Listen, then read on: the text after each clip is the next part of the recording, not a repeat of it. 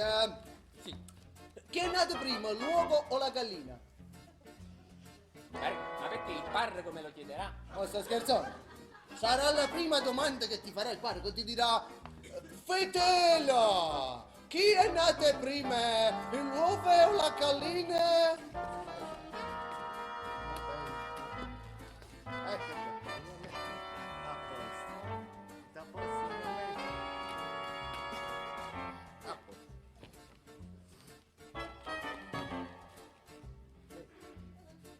Supposta! Perché dice che tu hai dato un pizzicotto a sua moglie e poi la volevi anche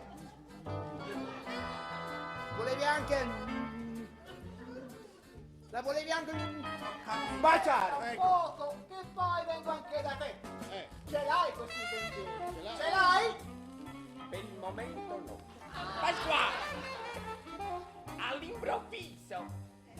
Pasquale, uno poteva essere all'improvviso. Gli altri 3 o 4 tu sapevi che te li davano, non erano all'improvviso. Dove si aggiustano le automobili in questo villaggio? Le automobili?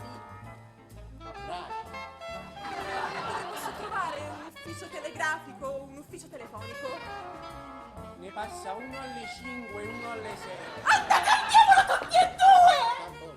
Mommie! Mommie! Pasquale, c'è una signorina in casa nostra! Pasquale! La dovevo da fare! Devi da fare. Tenevo da fare. E quando vieni? Dipende, cioè non lo so.